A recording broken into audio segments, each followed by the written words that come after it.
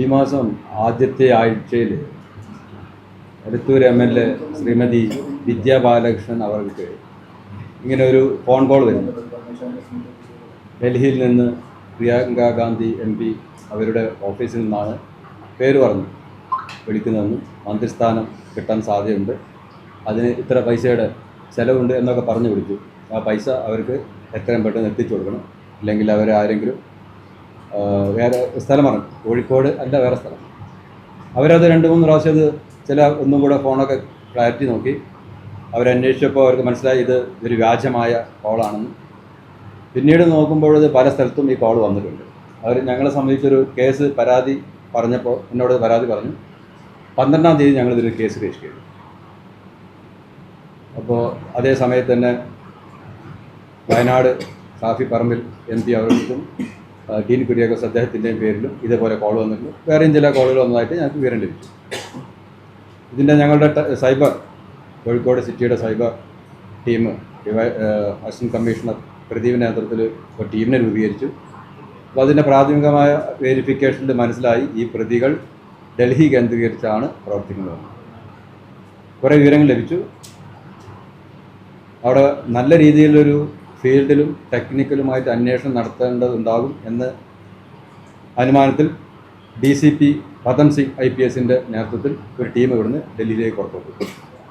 അവിടെ വന്ന് എത്തിയ ശേഷം അവരെ ഫോണുമായി ബന്ധപ്പെട്ട കാര്യങ്ങളും കുറേ CCTVയും മറ്റ് രീതിയിലുള്ള ഒരുപാട് ഫീൽഡിൽ അനലൈസിങ് നടത്തി. ഡൽഹി പോലീസിലെ ഉദ്യോഗസ്ഥന്മാരുടെ സഹായം ലഭിച്ചു. അങ്ങനെ 22-ാം തീയതി 10 ദിവസത്തിനകം തന്നെ ഡൽഹി ബോർഡറിൽ വെച്ച് ഇതിൽ 1-ാം പ്രതിയെയും കൂടാതെ തന്നെ ആദ്യം 2-ാം പ്രതിയും പിന്നീട് 1-ാം പ്രതി അറസ്റ്റ് ചെയ്യാൻ സാധിക്കും.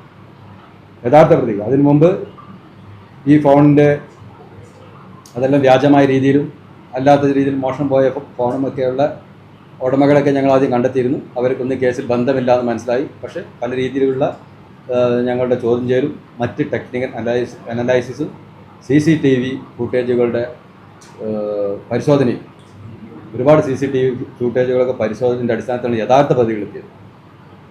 ഈ 2 പ്രതികൾ ചോദ്യം ചെയ്തപ്പോൾ യഥാർത്ഥ പ്രതികളാണെന്നും ഇവർക്ക് മുൻപേ തന്നെ സമാന കേസുണ്ടെന്ന് മനസ്സിലായി. ആ പ്രതികളെ അവിടെ നിന്ന് തന്നെ അറസ്റ്റ് ചെയ്ത് അവിടെ കോടതിയിൽ ഹാജരാക്കി ട്രാൻസിറ്റ് വാറണ്ടുമായി ഇന്ന് ഇവിടെ കൊണ്ടുവന്നുള്ളതും ഇവിടെ കോടതിയിൽ ഹാജരാക്കിയിട്ടുള്ളതാണ്. ഈ കേസിലെ പ്രതികൾ യഥാർത്ഥ പ്രതികളെ ഇതുപോലെയുള്ള ഓൺലൈൻ ചീറ്റിംഗ് ധാരാളം റിപ്പോർട്ട് ചെയ്യുന്നുണ്ട്. പലപ്പോഴും അതിൻ്റെ സെക്കൻഡ് ലെയർ അല്ലെങ്കിൽ മറ്റു രീതിയിലൊക്കെയാണ് ഇത് അവസാനിക്കാറ്. ഇത് യഥാർത്ഥ പ്രതികളിലേക്ക് എത്താൻ കോഴിക്കോട് സിറ്റി പോലീസിൻ്റെ സൈബർ വിങ്ങിൻ്റെയും DCPയുടെയും നല്ല പ്രവർത്തനം ഡൽഹിയിൽ പോയപ്പോൾ നല്ല ഏകോപനമായ പ്രവർത്തനം നടന്നതുകൊണ്ട് യഥാർത്ഥ പ്രതികളിലേക്ക് എത്താൻ സാധിച്ചിട്ടുള്ളതാണ്. ഇതാണ് ഈ കേസിൻ്റെ ചുരുക്കം. ആ കേസ് പ്രൈം മിനിസ്റ്റർ ഓഫീസിൽ നിന്നും എന്ന് പറഞ്ഞിട്ട് ആണ് ആ കേസിൽ ഇയാൾ അറസ്റ്റ് ചെയ്തിട്ട് ഇയാൾ ജയിലിൽ കടന്നിട്ടുണ്ട്. ഇത് കൂടാതെ ഹിമാചൽ പ്രദേശിലെ രാജസ്ഥാനിലൊക്കെ ഇയാളുടെ കേസിനെ പറ്റി വിവരങ്ങളുണ്ട്. അത് ഞങ്ങൾ ശേഖരിച്ച് വരുന്നേ ഉള്ളൂ. മറ്റ് കേസുകളിൽ എവിടെയൊക്കെയാണ് ഇതുള്ളത് എന്നുള്ളതും പരിശോധിച്ച് വരുന്നേ ഉള്ളൂ. കേസ് രജിസ്റ്റർ ചെയ്ത് ജയിലിൽ കടന്ന ഒരു കേസ് നാസിക്കിലേതാണ്, മഹാരാഷ്ട്ര. വന്നിട്ടുണ്ട്. ഇവർ തന്നെയാണ് അതിന് കേസ് രജിസ്റ്റർ ചെയ്തിട്ടുണ്ട്. വയനാട് പോലീസ് ഈ സമയത്ത് തന്നെ വയനാട് പോലീസിൻ്റെ ടീമും ഡൽഹിയിലെത്തിയിരുന്നു.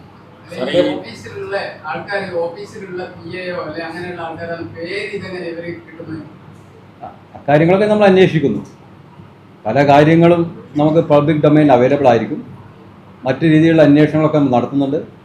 പിന്നെ പേരൊന്നും അത്ര ഇതുമായിട്ട് ബന്ധപ്പെട്ട് ഡൽഹിയിലൊക്കെ പ്രവർത്തിക്കുന്ന ഓൺലൈൻ ചീറ്റിംഗ് എന്ന് പറയുന്നത് നമ്മുടെ എല്ലാ ഓൺലൈൻ ആക്ടിവിറ്റീസ് വാച്ച് ചെയ്തുകൊണ്ട് അതുപറ്റി നല്ല വിവരമുള്ള ആളുകളാണ് ഇത്തരം കൃത്യത്തിൽ ഏർപ്പെടുന്നത്. അവർക്കിത് സാധാരണഗതിയിൽ സാധ്യമാവാറുണ്ട്.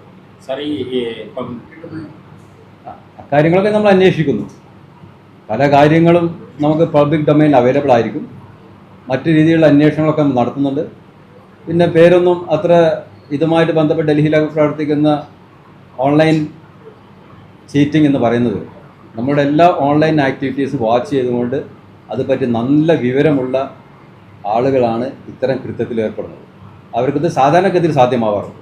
സാർ, ഇപ്പം പല സ്ഥലങ്ങളിലും സമാനമായിട്ടുള്ള തട്ടിപ്പ് നടത്തി എന്ന് പറഞ്ഞു. ആരെങ്കിലും ഒരു തട്ടിപ്പിൽ ഇരയായിട്ടുണ്ടോ? അതായത് അത് സംശയത്തിന്റെ പേരിലാണോ ഈ കംപ്ലൈന്റ് ഒക്കെ? തട്ടിപ്പിൽ ഇരയായിട്ടുണ്ട്. അതിൻ്റെ അടിസ്ഥാനത്തിൽ നാസിക്കിൽ ഒരു കേസ് രജിസ്റ്റർ ചെയ്ത് ഇവർ അറസ്റ്റ് ചെയ്ത് ഇവർ ജയിലിൽ കടന്നു.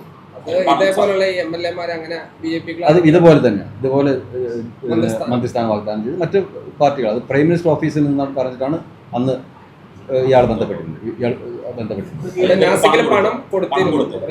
ക്ലാസിക്കലിൽ പണം കൊടുത്തു, കുറച്ച് സ്വീകരിച്ചിരുന്നു. അപ്പോഴേക്കും സംശയം തോന്നി. പണം കൊടുത്തല്ല, ക്ലാസിക്കൽ പണം കൊടുത്തായിട്ട് നമുക്ക് വിവരത്തില്ല. പക്ഷെ അവർ കാര്യങ്ങൾ ധാരണ വന്നതോടുകൂടി ഇതൊക്കെ സംശയം തോന്നി അറിയിച്ചതാണ്. അവർ ഡൽഹി പോലീസിനെ അറിയിച്ചു. ഡൽഹി പോലീസാണ് അവർ അറസ്റ്റ് ചെയ്തത്. ഈ വിജയബാലകൃഷ്ണൻ എന്തെങ്കിലും പണം നൽകിയിരുന്നോ? ഇല്ല, അവർ പണം നൽകിയില്ല. അവർക്കത് മനസ്സിലായി. ഇത് ഫോൺ കിട്ടിയ അപ്പോൾ തന്നെ അവർക്ക് ഇതിൽ സംശയം തോന്നിയിരുന്നു.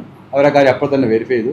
പിന്നീട് ഈ ആള് ഒന്ന് അവരുടെ രീതിയിൽ തന്നെ അവർ ചില കാര്യങ്ങളൊക്കെ നോക്കിയിരുന്നു, വിലയിരുത്തലൊക്കെ നടത്തിയിരുന്നു. പിന്നീട് അതേ സമയത്ത് നമ്മൾ അറിയിക്കുകയും ചെയ്തു. നമ്മൾ അന്വേഷിക്കാൻ മനസ്സിലായി. സംഭവത്തിൽ 12-ാം തീയതിയാണ് പരാതി നൽകുന്നത് അല്ലേ?